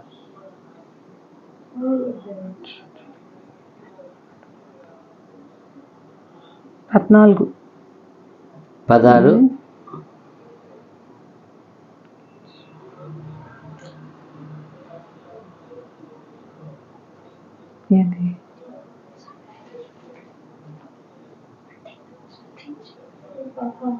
అది పూరేళ్ళు కాదు, మన్నా కురిపించేది. ఎక్కడ మిస్టేక్ అయినాయా, అక్కడ కింద ఉండాలి కదా మేడం. 2 కురిపిస్తుంది. అదే చదువు. 2 ఆ, కాగా 16, 13. 13. మా నిర్గమకాండం 16 అదే 13 వచ్చిన. కాగా కాగా సాయంకాలమున ఆ, పూరేడులు వచ్చి ఆ, వారి పాలెమును కప్పెను. ఆ, ఉదయమున ఆ, మంచు వారి పాలెము చుట్టూ పడి ఉండెను. ఆ, పడిన ఆ మంచు ఆ, ఎగిరిపోయిన తర్వాత ఆ, నూగు మంచు వలె ఆ, సన్నని కణములు ఉమ్, అరణ్యపు భూమి మీద కనబడెను. ఆ, ఇజ్రాయేలీలు ఆ, దాని చూచినప్పుడు ఆ, అది ఏమైనది తెలియక ఆ, ఇదేమి అని ఒకరితో ఒకరు చెప్పుకొనిరి. ఆ, మోషే, ఆ, ఇది తినుటకు యెహోవా మీకిచ్చిన ఆహారము. ఆ, ఇదా ఏమంటారు? యెహోవా మీకు తినుటకు ఇచ్చిన ఆహారము. యెహోవా ఆజ్ఞాపించినదేమనగా ఆ, ప్రతి వాడును ఉమ్, తన వారి భోజనమునకు ఉమ్, ప్రతి వాడు ఉమ్, తన కుటుంబములోని ఉమ్, తలకు ఒక్కొక్క ఓమేరు చొప్పున ఉమ్. దాని కూర్చుకొనవలెను. చూడండి, దేవుడు ఇక్కడ ఒక ఆజ్ఞ పెడతాడు. అంతవరకు ఏమీ పెట్టలేదు. ఇప్పుడు ఒక చట్టం ఇస్తాడు. ఏమంటే ప్రతి మనిషి ఒక ఓమేరు చెప్పున ఒక మెజర్మెంట్ ఇస్తాడు. ఒక కొలత ఓమేరు చెప్పున ఎత్తి పెట్టుకోండి, తినండి. కాకపోతే తెల్లవారు వరకు అది ఏం చేయకూడదు, వాటిని మిగిలించకూడదు. ఆయన ఒక చట్టం పెడతాడు. అయితే వీళ్ళు ఏం చేస్తారు? అక్కడ బాధ చాలా. చదవండి కింద అటే. ఒక్కొక్కడు తన గుడారంలో ఉన్నవాని ఉమ్, కొరకు ఉమ్, కూర్చుకునవలెననెను. ఉమ్, ఇశ్రాయేలీయులు అట్లు చేయగా ఉమ్, కొందరు హెచ్చుగాను కొందరు తక్కువగాను కూర్చుకొనిరి. ఉమ్, వారు ఓమేరుతో కొలిచినప్పుడు ఉమ్, హెచ్చుగా కూర్చి కొన్న వానికి ఎక్కువగా మిగలలేదు, తక్కువగా కూర్చుకున్న వానికి తక్కువ కాలేదు. వారు తమ తమ ఇంటి వారి భోజనమునకు సరిగా కూర్చుకుని ఉండిరి. మరియు మోషే దీనిలో ఏమీ ఉదయం వరకు ఎవరును మిగుల్చుకొనకూడదని వారితో చెప్పెను. కరెక్ట్ గా చెప్పేశాడు. దేవుడు ఇలా చెప్పారు, ప్రతి వాడు తన ఉదయం లోపల ఏమి ఉండకూడదు, అదే మిగిల్చి ఉండకూడదు. ఎందుకో ప్రతిదినం ఏమవుతాయి ఇదే మళ్ళా. అయితే వారు మోషే మాట వినక కొందరు ఉదయం వరకు దానిలో కొంచెం మిగుల్చుకొనగా అది పురుగు పట్టి కంపు కొట్టెను. మోషే వారి మీద కోపపడగా కోపడారు. ఎందుకప్ప ఇలా చేశారు? మేము చెప్పింది ఒక చిన్న పరీక్ష. దేవుడు చెప్పినాడు, ఇది ఇచ్చి నేను వాళ్ళు ఏం చేసిపోతాను, ఇప్పుడు పరీక్ష ఇస్తాను చెప్పినాడు. పరీక్ష ఏమి? ఏది ఎత్తినా మిగిల్చకూడదు, అదే రూల్స్. అయితే ఇది మిగిల్చారు. మళ్ళీ ఇంకొకటి కింద, వారు అనుదినము ఉదయమున ఒక్కొక్కడు తన ఇంటి వారి భోజనమునకు తగినట్టుగా కూర్చుకునిది. ఇది ఏం చేసి ఎందుకు మిగిల్చకూడదంటే ప్రతిదినం కోస్తా ఉంటుంది. అది మార్నింగ్ లేచి ఎత్తి పెట్టుకోవాలి, ఈ రోజుకి కావాల్సింది. కాకపోతే ఇక్కడ విశ్రాంతి దినము మాత్రము కురవదు. కాకపోతే ముందు దినము దాన్ని కూడా చేర్చి పెట్టుకోమంటాడు. ఇప్పుడు దేవుడు ఆర్డర్ ఇస్తున్నాడు. ఇప్పుడు 2 రోజులు సరిపోయి ఎత్తి పెట్టుకోండి. కాకపోతే చూడండి, అది కూడా చట్టం చెప్తాడు. ఏమంటాడు? 23. అందుకతడు యెహోవా చెప్పిన మాట ఇది, రేపు విశ్రాంతి దినము, అది యెహోవాకు పరిశుద్ధమైన విశ్రాంతి దినము. మీరు కాల్చుకొనవలసినది కాల్చుకొనుడి, మీరు వండుకొనవలసినది వండుకొనుడి. ఉదయం వరకు మిగిలినదంతయు మీ కొరకు ఉంచుకొనుడని వారితో చెప్పెను. మోషే ఆజ్ఞాపించినట్లు వారు ఉదయం వరకు దాన్ని ఉంచుకొనిది. అది కంపు కొట్టలేదు, దానికి పురుగు పట్టలేదు. అయి చూడండి, విశ్రాంతి దినము కురవదు, అది మన్నా కురవదు. కాకపోతే ముందు దినం మీరు చేర్చి పెట్టుకోమంటాడు. అప్పుడు దేవుడు ఒక ఆజ్ఞ చూడండి, ఏ దినానికి ఆ దినము ముందు వరకు 5 రోజుల వరకు ఏ దినానికి ఆ దినం ఎత్తుకోవాలా? 6 రోజులు. అయితే 6వ రోజు 5 దినం వరకు 1 రోజు ఎత్తుకోవాలా. 6వ రోజు ఏం చేయాలంటే 2 దినానికి కావాలి చేర్చి పెట్టుకోవాలా. రోజు 5 దినం బాగా కురుస్తుంది, 6వ దినం కురుస్తుంది. కాకపోతే 7వ దినం కురవదు. ఈ దేవుడు ఎంత ప్లాన్ చూడు, చిన్న విషయమే అయినాను. ఇక్కడ ఏం చేస్తారు కొందరు 7వ దినం కూడా వెతుకొని పోతారు. చూడండి అక్కడ, అలా చదవండి కింద. మోషే, నేడు దాని తినుడి, నేటి దినము యెహోవాకు విశ్రాంతి దినము, నేడు అది బయట దొరకదు. 6 దినములు దాని కూర్చుకునవలెను.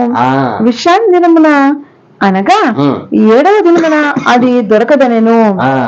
అట్లు జరిగిను. ఉమ్, ప్రజల్లో కొందరు 7వ దినమున ఉమ్, దాని కూర్చుకున్న వెళ్ళగా ఉమ్. వారికి ఏమీ దొరకకపోయెను. మరలా చూడండి, ఆల్రెడీ చెప్పేశారు, అన్ని ఎత్తి పెట్టుకోమని కూడా చెప్పేశారు. 7వ దినానికి ఉంది ఆధారము. అయితే 7వ దినం కూడా గొర్రెల వల్ల యథావిధిగా కూర్చుకోవడానికి వెళుతున్నారు. చెప్పేశారు అది 7వ దినం కురవదు, ఇది చట్టం. అయితే ఏం చేశారు అక్కడ? అప్పుడు మోషే ఏమంటారు? అందుకు యెహోవా మోషేతో ఇట్లా నేను, మీరు ఎన్నాళ్ళ వరకు నా ఆజ్ఞలను నా ధర్మశాస్త్రమును అనుసరించి నడవనొల్లరు? చూడుడి చూడండి, నిశ్చయముగా నేను చెప్పే ఒక చిన్న చిన్న ఆజ్ఞ ఇప్పటి వరకు ఏమి వేయలే ఆయన దగ్గర, ఏం చేయలే, ఏం కాలే, ఇంకా ధర్మశాస్త్రం ఇంకా ఇలా ఆజ్ఞ ఇలా. ఇప్పుడు చెప్పిన చిన్న చిన్న విషయాలే రెండు కొన్ని విషయాలు చెప్పారు. చూశారు, అక్కడ చూశారు, ఐగుప్తులో జరిగిందంతా చూసేశారు, మార్గంలో వచ్చే రక్షణ చూసేశారు. ఇక్కడ వచ్చి చెప్తున్నారు ఇలా చెయ్యండి అని చెప్పినప్పుడు ఆ చిన్న విషయాన్ని కూడా పాటించిన వాళ్ళు. అదే శోధన. ముందే చెప్తారు, నేను ఇలా శోధిస్తాను, ఆహారం ఇచ్చేటప్పుడే చెప్తారు, వీళ్ళు మాంసం అడిగినప్పుడే చెప్తారు, వీళ్ళకి ఇస్తాను, శోధిస్తాను. అప్పుడు వీళ్ళు ఏం చెప్తున్నారు? దేవుడు మళ్ళీ ఏం చెప్తున్నారు అక్కడ? చూడుడి నిశ్చయముగా యెహోవా ఈ విశ్రాంతి దినమును ఆచరించుటకు సెలవిచ్చిన గనుక 6వ దినమున 2 దినముల ఆహారము మీకు అనుగ్రహించుచున్నాడు.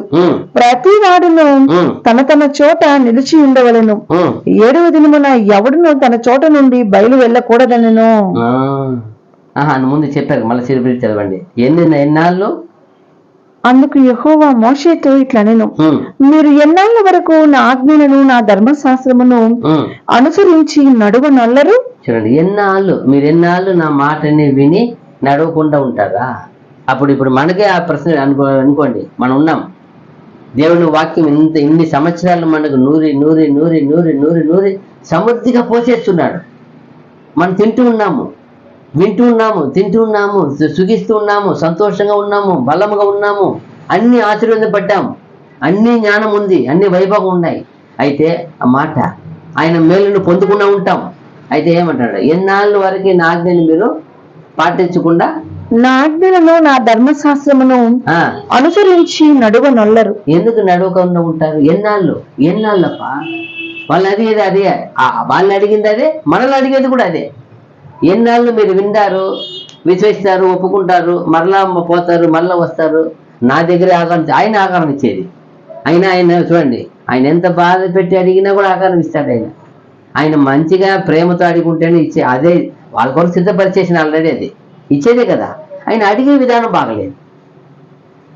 అన్నిల వల్లే విశ్వాసం లేని అదే ఎన్నాళ్ళు మీరు ఇలా నా ఆజ్ఞకు లోపడకుండా ఉన్నారు, అనుసరించకుండా ఉంటారు. ఎన్నాళ్ళు మీకు చెప్పేశాను కదా, అది 7వ దినం కురవదని చెప్పాను కదా, ఒక్క విషయమే కదా.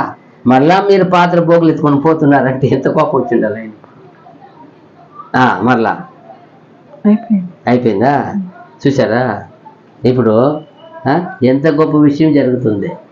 ఇప్పుడు పరలోకము నుండి దేవదూతలు తిని ఆగారాన్ని చేశారు, వాళ్ళకి ఇచ్చారు. అక్కడ కింద వస్తుంది, మన్నా అని వస్తుంది, చదవండి. అది ఎన్నో వచ్చినమో 31 16:31. దానికి మన్నా అని పేరు పెట్టింది. అది వాళ్ళు ఎత్తి తిని దానికి ఏం చేశారంటే ఇది చాలా నైస్ గా ఉన్నాయంట. దాన్ని ఒక రుచి చెప్తారు. అది తెల్లని కొత్తిమీర గింజ వలె ఉండెను. దాని రుచి తేనెతో కలిపిన ఆపం వలె ఉండెను. చూడండి, తేనెతో కలిపిన ఆపం వలె, చాలా తేనె కలిపితే ఎంత స్వీట్ గా ఉంటుందో అంత మధురంగా ఉండిందంట. అది తిని ఇన్ని రోజులు తిని దానికి పేరు పెడుతున్నారు. ఏమని పెడుతున్నారు? మన్నా. అది తమిళ డైలాగ్ ఇచ్చినారు. ఎన్నా అంటే మన్నా అంట, ది సూటబుల్ వర్డ్ అనమాట. ఎన్నా అది అంటే మన్నా, అది మన్నా అంటే మన్నా అంటే చూడండి ఎంత గొప్ప దేవుడు. వాళ్ళు ప్రయాణంలో ఉన్నారు. ఈరోజు ప్రయాణంలో ఉంటే ఎవరిని ఇస్తారా? నీళ్ళు ఇస్తారా? ఆయన చూడండి, దేవుడు అన్ని లక్షల మందికి వాళ్ళు ప్రయాణంలో ఉన్నారు. నా బిడ్డలని సముద్రమును తెరిచి దేశాన్ని తెగులతో వాళ్ళని బాధించి విడిపించి సముద్రాన్ని తెరిచి శత్రు సైన్యాన్ని సముద్రంలో మునిచివేసి వచ్చి అక్కడ గొప్పగా వాళ్ళకి నడిపించుకొని వస్తే ఆయనే వాళ్ళ సేవకుడినే, ఆయన ఏర్పరచుకున్న సేవకుడినే, ఆయనే ఆల్రెడీ ఏదేదో చెప్పి అన్నాడు, ఆయననే సరిచేసి తీసుకొస్తుంటే వీళ్ళు మళ్ళీ ఆయన శనగుతారు, ఆయన మీదే పోతారు. ఆయన వచ్చి ఏడుస్తారు, బాధ పెడతారు. అయినా దేవుడు వాళ్ళు అడిగినట్టు నీరు ఇచ్చి ఆహారం ఇచ్చి నడిపిస్తూ ఉన్నాడు. ఇంకనైనా వాళ్ళు మారుతారా అన్నప్పుడు ఇంకా చూసి అలాగే నడుచుకొని వచ్చి ఏం చేస్తారు అక్కడ మోషే మళ్ళా దేవుడు పిలుస్తాడు. పాప ఆయన పిలిచినప్పుడు 24:18 నిర్గమకాండము 24:18. అప్పుడు మోషే ఆ మేఘములో ప్రవేశించి కొండ మీదకి ఎక్కెను. మోషే ఆ కొండ మీద రేయింబగుళ్ళు 40 దినములుండెను. చూసారా దేవుని ఒక ఏముంది అక్కడ, దేవుని ఏముంది అక్కడ, ప్రసన్నత ఉంది. దేవుని అక్కడ ఆయన ఏముంది, ఆయన ఒక సన్నిధి ఉంది అక్కడ వెళ్ళి దేవుడు పిలిచి రాపా ఈ పర్వతానికి ఎక్కువ పైకి రా అంటే 40 రాత్రింబవళ్ళు దేవునితో ఉన్నాడు. ఆయన దేవుడిని దేవుని అంటే ఏం చేస్తున్నాడు తెలుసా, ఏం చేస్తున్నాడు, మాట్లాడుతున్నాడు, సంభాషణ చేస్తున్నాడు. అదే అయిపోయింది అక్కడ. మాట్లాడిని చాలించిన తర్వాత చక్కగా ఉంది. అప్పుడు 40 రాత్రింబవళ్ళు దేవుడు ఆయనతో మాట్లాడతారప్ప. మాట్లాడి ఆయన చేతిలో దేవుడు ఏర్పరిచిన 10 ఆజ్ఞల నిబంధనలు ఇస్తారప్ప. వాళ్ళకి 10 అనేది మర్చిపోకూడదు ఎప్పుడు వాళ్ళకి. అలాంటిది ఎందుకో ఆల్రెడీ ఐగుప్తుల వాళ్ళ ముందర ఏం చేశారు అక్కడ, 10 తెగులు చేశారు. చూడండి, అది గుర్తు ఎప్పుడు మర్చిపోబా, అంత గొప్పది. ఆయన మర్చిపోయినా అప్పటికే. మరలా ఇక్కడ మళ్ళీ ఏం చేస్తున్నాడు దేవుడు, 10 ఆజ్ఞల కల పలకనే దేవుడు చేతులు రాసింది. ఎవరు రాసి ఇచ్చేది? అదే దేవుడే తయారు చేసి చేతులు రాసి ఇస్తున్నారు మోషే దగ్గర. 10 ఆజ్ఞలను చట్టం నీ ఇటు నడవాలని ఇస్తున్నారు ఆయన. ముఖ్యమైన ప్రాముఖ్యమైన చట్టం. ఎంత గొప్ప 40 రాత్రింబవళ్ళు దేవుని సన్నిధిలో దేవునితో సంభాషణ చేసిన గొప్ప వ్యక్తి అంటే ఎవరు? ఆ వ్యక్తి మోషే వంటి ప్రవక్త ఎవరు లేరు. అందుకే దేవుడు అన్నాడు ఆయన్ని, ఈయన నా ఇండ్ల అంతటిలో నమ్మకమైన దాసుడు. ఎంత గొప్ప నమ్మకస్తుడో, ఎంత ఆయన మూలంగా చేసిన కార్యము ఏమైనా అల్లా చిన్న కార్యం, అది ఎంత గొప్ప కార్యాలు ఒకటి, ఎంత గొప్ప కార్యము, ఎంత గొప్పగా ఆయన ద్వారా చేశారు. నువ్వు ఎందుకు నిలుచుకోండి, నన్ను ఎందుకు మొరపెట్టు, దేవుని దగ్గర మొరపెడతారు. వాళ్ళందరూ వచ్చేసినారు. చూస్తే ఎందుకు నన్ను ఇంకా చూస్తావు, చాపుడి చెయ్యి అంటాడు సముద్రం వైపు. ఎంత గొప్ప ఆయన చాపడం ఏమైపోతాయి సముద్రము. ఆయనకి ఎంత ఆ జ్ఞానము, ఆ వివేకం, బలము, శక్తి ఇచ్చారు. మరలా శత్రు సైన్యం వచ్చేసింది. ఏం చూస్తుంటాడు మోషేని, ఏం చూస్తుంటాడు చూస్తుంటాడు, మళ్ళీ ఆయనే చూస్తుంటాడు పైన. ఏం నన్ను చూస్తావు, చాపు మళ్ళీ కర్ర. ఎంత మాట, ఆయన మాట ఎంతగా విని దేవుడిని స్వరం ఎప్పుడు వస్తుందో ఏం చేస్తుంటాడు దేవుడు. ఎక్కడైనా మోస వినలేదు ఉందా? ఎప్పుడు ఎలా అలర్ట్గా ఉంటుంటాడు. జనం ఒక పక్క, జనాంగ ఘోషం ఒక పక్క, ఈ జనాలు సన్నిగేది ఒక పక్క. ఈ దేవుని మాటకే ఎదురు చూస్తూ ఉంటాడు. వీళ్ళ మాట అంతా పట్టించుకోకుండా, ఎవరి మాట పట్టించుకుంటే ఏమవుతుంది? ఇప్పుడు వాళ్ళ మాట పట్టించుకుంటే వాళ్ళతో వాదించాలా? ఏ మాట పట్టించుకోడు, ఏ మాటకి మాత్రం వేచి ఉన్నాడు ఆయన. దేవుని మాటకే వేచి ఉన్నాడు. దేవుడు ఏం చెప్పాడు వెంటనే చేస్తాడు. అదే కదా, ఇప్పుడు ఎన్నో వందల మంది కాదు, వేల మంది కాదు, లక్షల మంది కాదు ఉండేది అక్కడ. దాదాపు ఎన్ని లక్షల మంది ఉండేది? 30 లక్షల మంది ఉండేది ఆడ. ఎన్ని మంది ఎన్ని మాటలు మాట్లాడతారు. ఏమి నీళ్ళు లేవు, ఏం మాట్లాడారు? ఎన్ని మంది, ఒక్క మనిషి మాట్లాడేదానికి నీళ్ళు లేవు. మోసే అని ఒక మనిషి గొంతు ఎత్తి ఏమైపోతుంది? 30 లక్షల మంది గొంతు పోయిందంటే అక్కడ దాన్ని 10 లక్షల మంది గొంతు పోతే ఏమవుతాడు? ఆయన స్వరం ఎలా ఉంటుంది? మోసే గారు నీళ్ళు లేవు అంటే అయిపోయే సౌండ్. అయ్యో ఏమో పైన తలనొప్పి వచ్చింది నాకు అనిపించు కదా.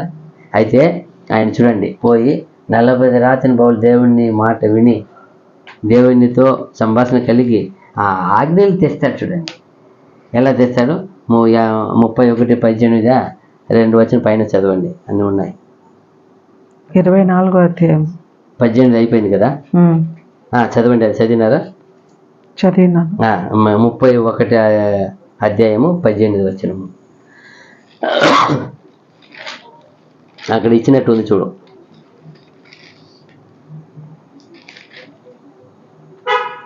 మరియు ఉమ్, ఆయన ఉమ్, సినాయి కొండ మీద మోషేతో ఉమ్. మాట్లాట చాలించిన తరువాత చూసారా ఎన్ని సంభాషణ ఆయన పిలిచాడు. అక్కడ వెళ్ళినాడు, దేవుని సమ్ముఖానికి వెళ్ళినాడు. ఎన్ని సంభాషణ ఏం జరిగిందో ఆయన మాట్లాడి చాలించిన తర్వాత ఆయన తన శాసనములు గల 2 పలకలను ఆ, అనగా అనగా దేవుని వేలితో రాయబడిన రాతి పలకలను ఆ, అతనికిచ్చెను. ఇచ్చాను. దేవుణ్ణి ఆయన పిలిచి ఆయనతో సంభాషణ చేసి ఏమేమి చేయాలని ప్లాన్ ఇచ్చినాడు. ఆయనకి అన్ని చూపించినాడు. వచ్చి చెప్తున్నాడు కదా, నీకు చెప్పిన మాదిరి పడి అంటాడు. ఎక్కడ చూపి సీనాయి పర్వతంలో చూపించినాం కదా, నీకు చూపించిన ఆ మోడల్ అంటాడు. ఎన్ని దర్శనాలు ఇచ్చినాడు ఆయనకి, ఆ ఒక పరిస్థితి కూడా ఎలా చూపించాడు ఆయనకి. ఎందుకంటే నీకు చూపించిన ప్రకారం అంటాడు. అప్పుడు తెలిసింది ఒక పైన సంభాషణ మాట కాదు, కొన్ని ఆయన కళ్ళకి ఏం చేసినాడు, అన్నీ ఒక సినిమా స్కోప్ మాది చూపించినాడు అన్ని. అందుకంటాడు నీకు చూపించిన మాదిరి ప్రకారం అంటే ఏమని అర్థం. అప్పుడు ముందుగా ఏం చేసినాడు, చూసినాడు కదా అర్థము. నిజంగానే ఎంత గొప్ప సేవకుడు. దేవుడిని దగ్గర మాట్లాడడమే, ఆయన స్వరం వినడమే గొప్ప. ఆయన సమూహాన్ని వెళ్ళి 40 రాత్రి బౌలు ఉండడం ఎంత గొప్ప. తర్వాత ఆయన దగ్గర ఆజ్ఞను పొందుకొని రావడం ఎంత గొప్ప.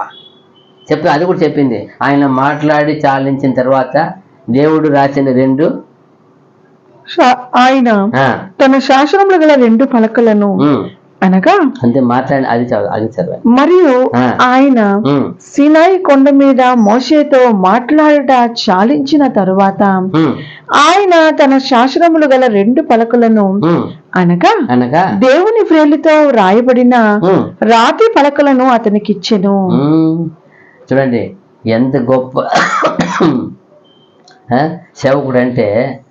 ఆ రాతి పలక ఇచ్చి దానికి ఏం పేరు ఎవరు పేరు పెట్టారు దానికి ఇచ్చినారు.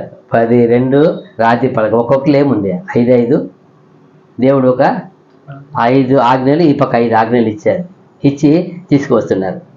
ఇంత గొప్ప సేవకుడు. దేవుణ్ణి చేతితో రాసిన పలకనే తీసుకునే గొప్ప ఆశీర్వాదం ఆయన. చూడండి అలాగే మనం కూడా ఇప్పుడు ఇది మన చేతికి ఇవ్వబడింది కూడా ఆయన ప్రింట్ చేసింది, ఆయన మనసులో ఉండింది ఇది కూడా. కాకపోతే ఇది దేవుని ఆత్మ ద్వారా మనుషులకి ఇచ్చి వాళ్ళ భాషలు రాపించినారు. అయితే మోషేకి ఇచ్చింది ఆయన సొంతంగా రాసి ఇచ్చినారు. ఆయన విశేషత కదా, ఎవరి చేతిలో పొందుకుంటామని కదా ఈ విశేషత. ఇప్పుడు మనకి ఒక మంచి బహుమానం, ఒక గౌరవ మర్యాద ఇస్తారు. మన చదువుకునే పిల్లకాయలు ప్రిన్సిపల్ తీసుకుంటే గొప్ప మర్యాద కదా. అదే వాళ్ళు స్టేట్ ఫస్ట్ వచ్చినప్పుడు సీఎం దగ్గర తీసుకునేది గొప్ప మర్యాద. ఇంకా వాళ్ళు ఇంటర్నేషనల్ లెవెల్ కొట్టినప్పుడు ఇప్పుడు ప్రధానమంత్రి దగ్గర తీసుకునేది, ప్రైమ్ మినిస్టర్ తీసుకునేది ఇంకా గొప్ప మర్యాద. ఓ స్టేజ్ ఉంది కదా. అలాగే ఇక్కడ చూసినప్పుడు ఎవరి దగ్గర తీసుకుంటున్నాం, మనం తీసుకున్న మన దగ్గర వచ్చిన ఈ వాక్యము ఎక్కడి నుంచి వచ్చింది, అది ఎవరి వాక్యం? అది ఈ మోషే ద్వారా ఇవ్వబడిన ధర్మశాస్త్ర వాక్యాలే. అది ఎవరి చేతిలో వచ్చింది, అది ఎవరు ఇచ్చారు? దేవుడు ఆయనకి ఇచ్చారు. ఆయన తెచ్చి ఆయన ఆత్మ ద్వారా రాసిపెట్టి వెళ్ళారు. ఎంత గొప్ప సేవకుడు కదా. నిజంగానే ఈ ధ్యానించేటప్పుడు ఇంత గొప్పగా దేవుని మాటని తీసుకొని చక్కగా వాళ్ళకి చెప్పి, వాళ్ళు ఎన్ని విసిగినా సనిగినా వాటినంతా ఏం చేయలేకపోయాయన చెప్పలే. వాళ్ళ కొరకు ఏం చేస్తాడు దేవుని దగ్గర? చేస్తాడు. వద్దు స్వామి, నువ్వు అలా చేస్తే నీ నామం ఏమవుతుంది? ఎంత గొప్ప సేవకుడు. కాకపోతే దేవుని చిత్తమైతే రాబో దినంలో మనం ఇంకా కంటిన్యూ చేస్తాం. ఇప్పటివరకే ఆయన దేవుని చేతిలో అక్కడ ఎర్ర సముద్రమును చీల్చి తర్వాత దేవుని చేతిలో పోయి ఏం చేశాడు? ఆ 10 ఆజ్ఞల్ని పొందుకునే వరకు చూసాము. దేవుని చిత్తమైతే కంటిన్యూగా చూస్తాం. ఇంతవరకు విన్న అందరికీ దేవుని నామంలో శుభవందనాలు. God bless you. ఆమేన్.